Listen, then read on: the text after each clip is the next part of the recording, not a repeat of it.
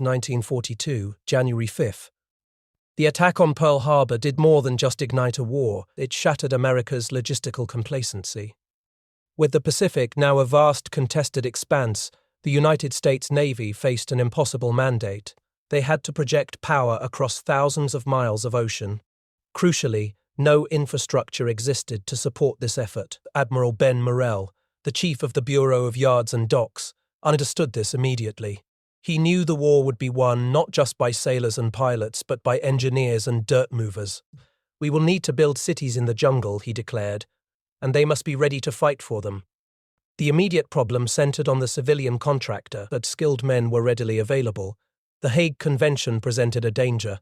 It dictated that if non-uniformed workers were captured building military infrastructure, they could be executed as guerrillas. This grim reality made the traditional reliance on civilian labor obsolete. Admiral Morrell had already been quietly organizing a reserve of Civil Engineer Corps officers and skilled tradesmen that pushed his proposal forward with extreme wartime urgency. By January 5, 1942, the proposal was approved. This was less than 1 month after the smoking wreckage of the Pacific Fleet had settled. The Navy authorized the recruitment of construction battalions. The Seabees, the fighting builders, were officially born. They were founded on the principle that the man who built the base must also be prepared to defend it. In March 1942, their identity was formalized. Their iconic insignia featured a furious, tool-wielding bee in a sailor cap, ready for action. The first major test of this hurried concept arrived almost instantly. The Bobcat Detachment was deployed to Bora Bora in the Society Islands. Their mission was crucial: establish a fueling station to support vital supply lines to Australia and New Zealand. On January 27, 1942, Lieutenant Commander Harold McTavish Sylvester led his approximately 300 Seabees towards the unknown. What awaited them was a brutal education in the realities of wartime logistics. When the men arrived, the sheer chaos of Allied planning became immediately apparent. Ships had been combat-loaded in theory, but not in reality. Essential heavy equipment, like bulldozers and cranes, had been buried deep in the holds. They were locked beneath tons of non-critical cargo. Unloading became an ordeal of improvisation and back-breaking manual labor. The single, inadequate pier at Vaitap offered little help. The Seabees were forced to cut artificial bays into the shoreline just to bring their gear ashore. The Bobcat Detachment quickly earned a fearsome reputation. This was driven entirely by the impossible conditions they faced. Observers described them as men who smelled like goats, lived like dogs, and worked like horses. They battled relentless weather and the suffocating humidity of the jungle. The landscape turned to knee-deep mud with every tropical downpour. Insects swarmed, and the jungle seemed to swallow everything whole. They hauled massive 13-ton gun barrels up steep, muddy hillsides. This was a feat of sheer, brute endurance. But the Bobcats were not just laborers. They were tradesmen, mechanics, and engineers. They knew exactly how to make do. They worked around the clock, relying on the ingenuity they had honed in civilian life. If a part broke, they did not wait for a replacement from the States. Instead, they scavenged and fabricated the necessary components. The environment forced them to become masters of the unconventional solution, and ingenuity laid the foundation for the legendary can-do spirit.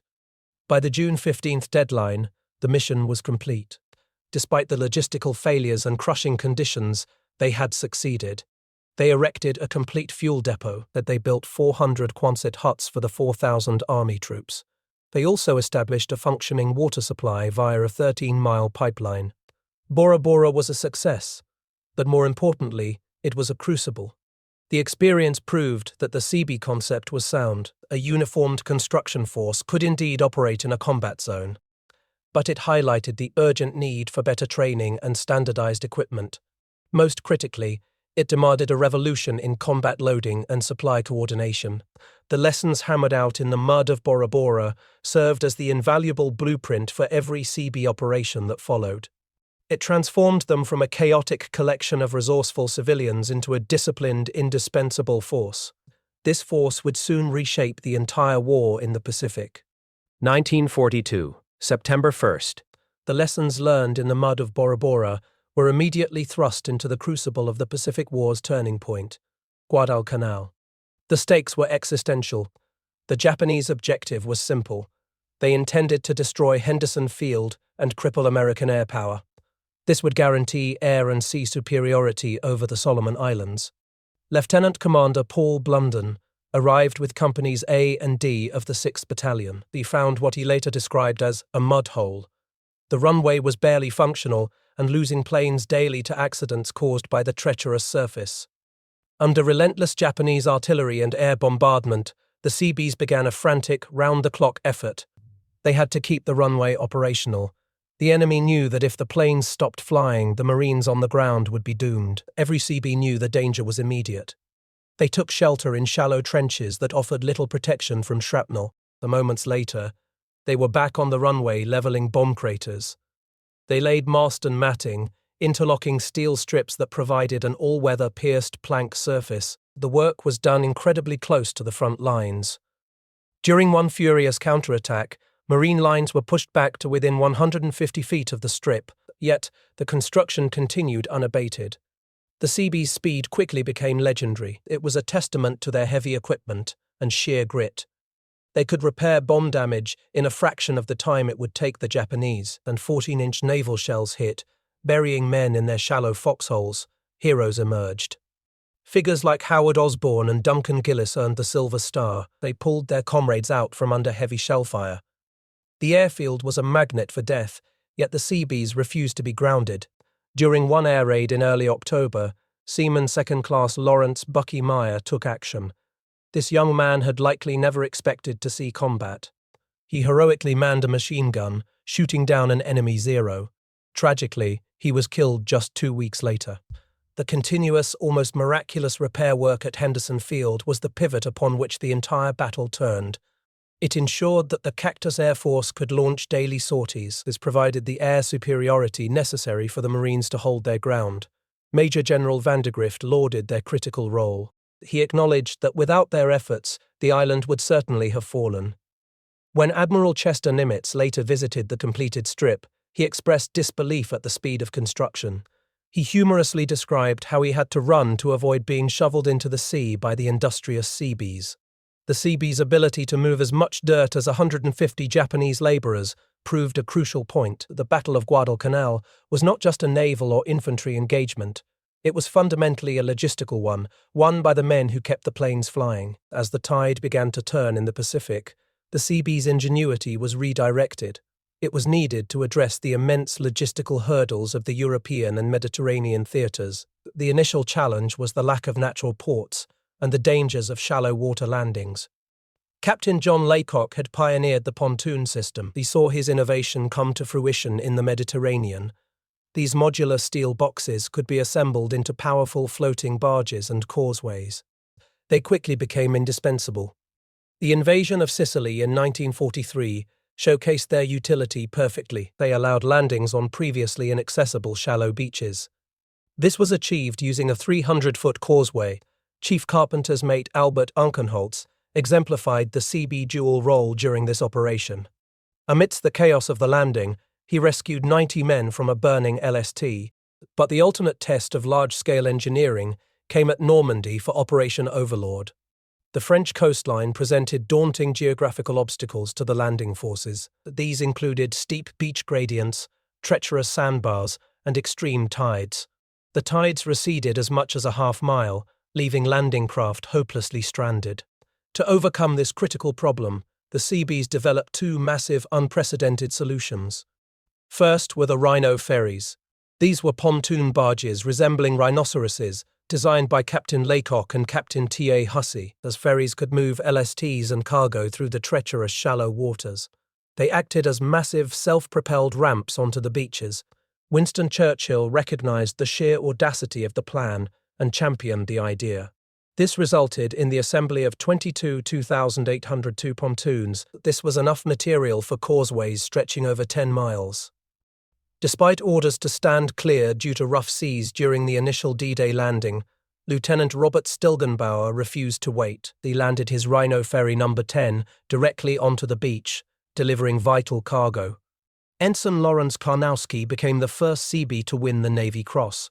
He earned this honor for clearing German beach obstacles under heavy fire. The second, and most ambitious, solution was the Mulberry artificial harbors. These were massive engineering feats utilizing phoenixes. Phoenixes were huge concrete floats that formed the primary breakwaters. They also utilized gooseberries, which were harbors made from scuttled merchant ships, as, quote, these structures were designed to shelter landing craft and create immediate protected ports. However, the Seabees' work was almost undone by nature itself. Shortly after D-Day, a severe gale descended upon the Normandy beaches. The storm battered the artificial harbors with waves as tall as a two-story building. The gale wrecked countless boats and inflicted catastrophic damage on the installations. It exposed the broken backs of the gooseberry ships. Despite the destruction, the Seabees worked tirelessly and without complaint. They endured the cold and the relentless wind to clear debris and salvage equipment.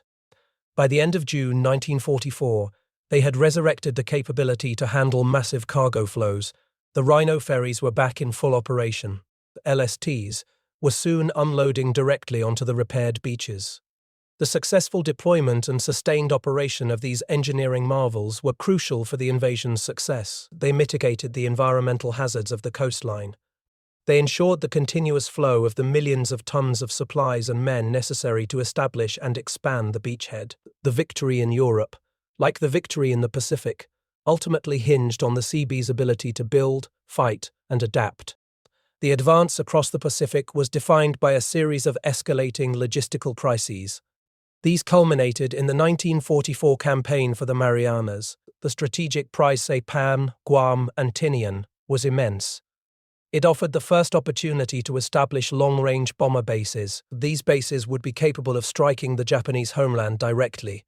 The capture of these islands was non-negotiable for Allied war planners, yet Tinian, 3 miles southwest of Saipan, posed a unique, almost insurmountable geographical challenge. The island was ringed by 15-foot coral and limestone cliffs. It was heavily defended and seemed completely impenetrable. Japanese military planners, confident in the natural defenses, had concentrated their forces on the few large accessible beaches. The Seabees, however, specialized in ignoring the impossible. The solution came from Captain Paul Halloran, who designed the Doodlebug. The Doodlebug was a modified LVT, or landing vehicle tracked. It was fitted with a massive steel beam and wooden cross-die ramp. It was a piece of improvised medieval siege equipment, adapted for modern amphibious warfare. This was essentially a scaling ladder on tracks. The audacity of the plan stunned the Japanese. The plan was to use these contraptions to climb the cliffs and effect a landing on the narrow, undefended northern beaches. On July 24, 1944, the 4th Marine Division began the assault. They were supported by Seabees from the 18th and 121st Battalions. They utilized the Doodlebug to ascend the seemingly impenetrable coast. This single act of engineering ingenuity bypassed the main defenses completely. It facilitated a rapid, massive landing, minimizing casualties, that ensured Tinian fell by August 1st. The moment the fighting subsided, the island became the site of the most immense construction effort of the entire Pacific War. The objective was to transform Tinian from a jungle island into the world's largest airbase. It was destined to be the launchpad for the B-29 Superfortresses. The 6th Construction Brigade descended upon Tinian. 15,000 Seabees worked in shifts that ran 20 hours a day. This was industrial warfare on a scale never before seen in the region. The Seabees were literally moving mountains. They tore down hills and bridged deep valleys. They blasted and scraped away 11 million cubic yards of earth and coral. The heat was suffocating, and the humidity was relentless. The machines never stopped running. Welding crews worked around the clock. They often used scavenged Japanese tank armor to repair the heavy machinery that was constantly breaking down under the strain. They laid enough asphalt paving to create a 2-lane road stretching from New York to Cleveland. Within months, 6 massive bomber strips, extensive taxiways, and hard stands were fully operational. But when the first B-29s landed, the strategic balance of the air war shifted irrevocably. Tokyo was now within range of sustained, devastating attacks. The Seabees' role here transcended mere support. They were the critical problem solvers who enabled the final, decisive phase of the air campaign. Their ability to build cities in the jungle and airfields on coral reefs made the previously impossible inevitable. The final brutal battles of the Pacific offered no respite for the construction battalions. Iwo Jima, beginning in February 1945, presented a unique, hellish environment. The island was volcanic rock covered in steaming, sulphurous black sand. This surface offered no purchase for men or machines. Seabees landed mere minutes after the initial assault wave hit the beach. They could not dig foxholes because the soft sand collapsed immediately around them.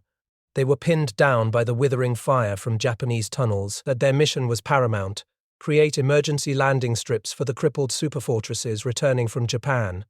Volunteer parties including cooks, bakers, and butchers joined the effort. They crawled on their stomachs to clear shrapnel from the landing zones. They battled steam spouting from cracks in the ground. The steam indicated underground water heated to 180 degrees Fahrenheit. Despite the treacherous collapsing surface and working under continuous mortar and gunfire, they persevered. They laid mast and matting and began operationalizing 3 airfields within 12 days of the landing. The construction was not only essential for logistical flow, it critically saved hundreds of lives. It provided a lifeline for damaged American airmen who would have otherwise been lost at sea. Admiral Halsey, recognizing their miraculous effort, quipped that if necessary, the Seabees would simply build another island and put 4 or 5 airfields there. The final staging area for the potential invasion of Japan was Okinawa. The assault fleet sailed from Leyte Gulf on March 27, 1945. Again, the Seabees were immediately ashore, converting the island into a massive airdrome. This base would be capable of handling up to 4,000 planes. They've graded captured Japanese airfields and surfaced them with a 12-inch layer of crushed coral. Pontoon causeways and barges were used not just for cargo transfer, they were also used as ambulance services and warping tugs. With the rapid development of bases on Okinawa, the Japanese home islands were effectively isolated. The overwhelming capacity for construction was the quiet, indispensable force that underpinned the Allied victory. Their ability to establish a fully functioning, combat-ready base in a matter of days proved decisive. From the mud of Bora Bora to the volcanic ash of Iwo Jima, the Seabees' motto, "We build, we fight," was etched into the landscape of the Pacific. They proved their enduring legacy as the engineers who carried the war on their backs. The end of World War II solidified the Seabees' permanent place in the US Navy. The force that had been hastily assembled from civilian contractors became a fully integrated, professional military arm. This change marked an evolution in identity. The older, often middle-aged foreman who was a civilian at heart gave way to the young, Navy-trained recruit. These new men were specifically instructed in both military construction trades and combat readiness. While their ingenuity and resourcefulness, the legendary come shore, remained, it was now channeled through a disciplined military structure. This formalized the dual mandate encapsulated by their motto, "We build, we fight." As the Cold War escalated, the Seabees' mission shifted from defeating a human enemy to conquering the planet's most hostile environments. The next great frontier was not a tropical jungle, but the ice-locked vastness of Antarctica. Beginning in 1955, Operation Deep Freeze tasked the Seabees with establishing permanent scientific outposts and strategic bases. This initiated a desperate, constant war fought against nature itself. The environment was immediately and unforgivingly lethal. At McMurdo Sound and the interior stations, the extreme cold was a constant, physical agony. Temperatures routinely plunged towards 75 degrees below zero. They occasionally registered a staggering 102 degrees below zero Fahrenheit. The air was so frigid that breath froze instantly. It formed painful crystalline icicles on noses and beards. Steel became brittle in the cold. An ordinary screwdriver could shatter like glass upon impact. Specialized equipment offered little relief. The bubble in a surveyor's level, essential for accurate grading, would freeze solid despite the presence of antifreeze. During the short Antarctic summer, the men faced maybe 50 usable working days outdoors. They were racing against the inevitable onset of perpetual darkness and catastrophic cold. The danger was not just the cold, but the environment's inherent instability. A crucial task was building all-weather ice runways. This was achieved by packing the powdery snow, bulldozing it, and flooding it with seawater. The goal was to create a rock-hard surface. But this construction took place atop a vast, shifting ice shelf in 1956. The constant peril of this work was tragically realized. CB Richard T. Williams was operating a massive tractor near McMurdo Sound. Without warning, the ice shelf fractured. The heavy machine, along with Williams, plunged into the deep, freezing water. He was swallowed instantly by the shifting, treacherous expanse. It was a stark, fatal reminder that in Antarctica, the margin for error was zero. Nature often erased their work entirely. As an extensive section of the painstakingly constructed ice runway was nearing completion, a 3-day blizzard descended. It battered the area with winds and snowfall that reduced the complex infrastructure to rubble. The storm was a physical manifestation of the continent's fury. Yet, when the raging storm finally passed and the snow settled, the Seabees did not pause for grief or complaint, embodying the core of the can-do spirit. They immediately went back out into the snow. They started the job over again from scratch. Their mission was not just modern engineering, it was also a connection to the heroic age of exploration. At Cape Adare, Seabees found unexpected refuge and warmth in a historical hut. It had been left by the legendary explorer Robert Scott.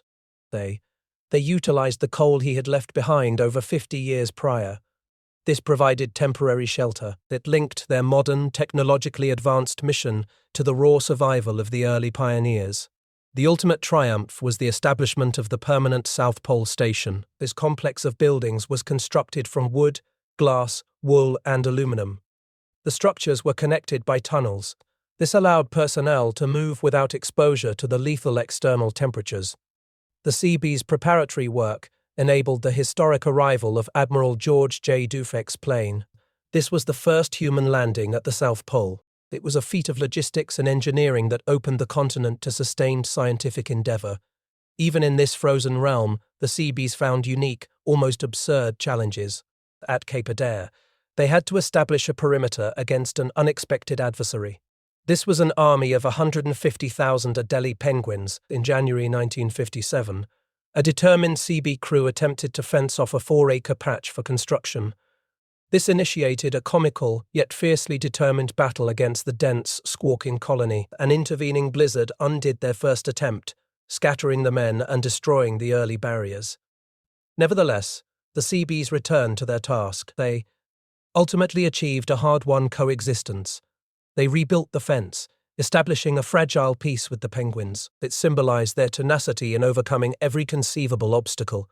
These obstacles were geological, meteorological, or avian. The Seabees' unparalleled ingenuity and adaptability in Antarctica solidified their reputation as the force that always finds a way.